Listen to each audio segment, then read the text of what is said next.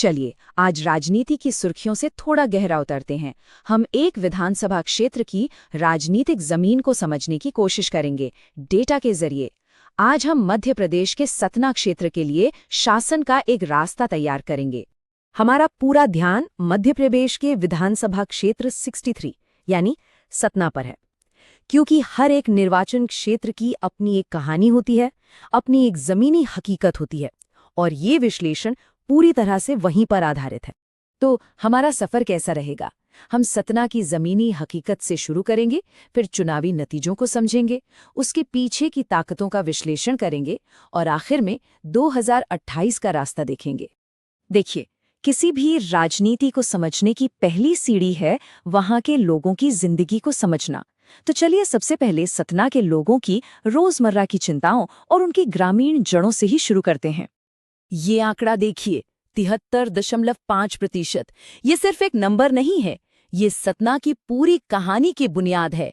इसका सीधा सा मतलब है कि सतना की राजनीति का दिल गांव में बसता है। यहाँ के फैसले ग्रामीण जीवन, उनकी रोजी रोटी और उनकी शिकायतों से तय होते हैं। तो यहाँ की अर्थव्यवस्था के दो मुख्य स्तंभ हैं, खनन और खेती, और इन्हीं से जुड़ी हैं लोगों की सबसे बड़ी परेशानियां।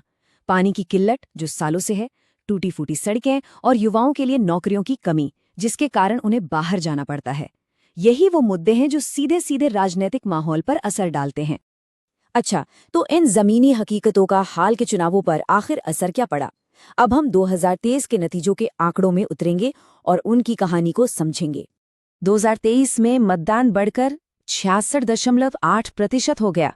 ये बढ़ता हुआ आंकड़ा साफ दिखाता है कि मतदाता अब पहले से कहीं ज्यादा जागरूक और सक्रिय हैं, और यहाँ हर एक वोट की कीमत है। और यहाँ तस्वीर बहुत दिलचस्प हो जाती है।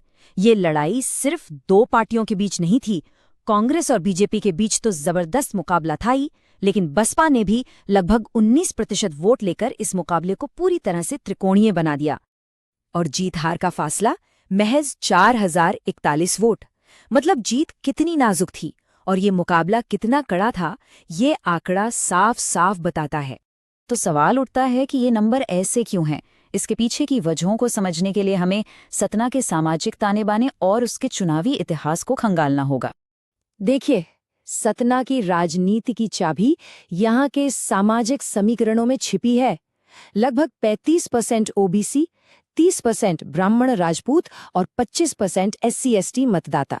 ये सिर्फ जातियां नहीं, बल्कि वो राजनीतिक ब्लॉक हैं जिन्हें साधकर ही पार्टियां अपनी रणनीति बनाती हैं। और इस पूरे समीकरण में सबसे बड़ा फैक्टर क्या है? ये कि लगभग 60% मतदाता ओबीसी और दलित समुदाय से हैं। अगर ये वोट एक साथ आ जाएं, तो ये एक बहुत बड़ी राजनीतिक ताकत बन सकती है जो किसी भी चुनाव का रुख मोड़ सकती है।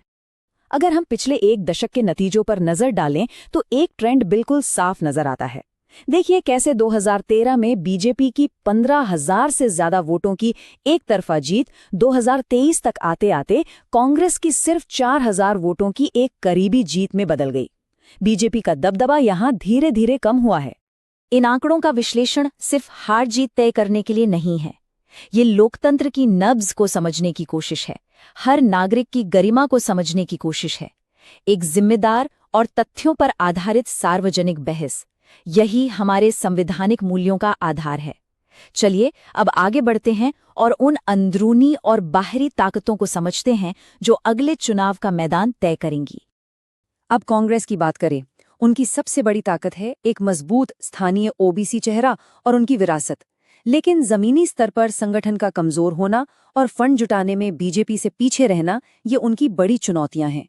बाहरी तौर पर देखें तो सरकार के खिलाफ माहौल का फायदा उठाने का एक मौका है, लेकिन दूसरी तरफ बीजेपी की मजबूत चुनावी मशीनरी और वोटों के बिखरने का खतरा भी उतना ही बड़ा है, जिसे नजरअंदाज नहीं किया जा सकता। तो इस पूरे विश्लेषण के बाद आगे का रास्ता क्या हो सकता है?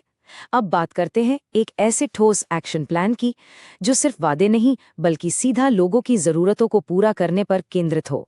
लोगों की सबसे बड़ी चिंताएं क्या हैं? ये हीट मैप साफ दिखाता है। पानी, सड़क और रोजगार, ये 3 मुद्दे सबसे ऊपर हैं, सबसे ज्यादा जरूरी हैं। किसी भी शासन के खाके की शुरुआत यहीं से होनी चाहिए। तो समाधान ऐसा होना चाहिए जिसे लोग महसूस कर सके। इसे हम कह सकते हैं भरोसे पर रिटर्न। मतलब स्थानीय स्तर पर नौकरियां, बेहतर सड़कें और पानी की समय पर डिलीवरी, सरकारी योजनाओं का पारदर्शी फायदा और शिकायतों का तय समय में समाधान। इसे जमीन पर उतारने के लिए एक 90 दिन का प्लान देखिए। पहले 30 दिन जमीनी तैयारी करने और लोगों को गहराई से सुनने में, अगले 30 दिन अपनी बात को जनता के सामने लाने और डिजिटल तरीके से पहुंचाने में, और आखिरी 30 दिन पूरी ताकत से जमीनी अभियान चलाने में। तो अब हम 2028 के रास्ते को देख रहे हैं, एक स्थायी विश्वास बनाने के विजन को। और जब हम शासन की बात करते हैं तो ये याद रखना बहुत जरूरी है कि हर योजना और हर मदद लोगों की सहमति और उनकी निजता का सम्मान करते हुए ही उन तक पहुंचनी चाहिए।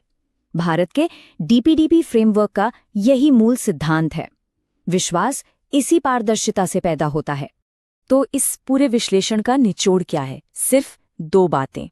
1, जमीनी संगठन को हर हाल में मजबूत करना, बूथ स्तर तक।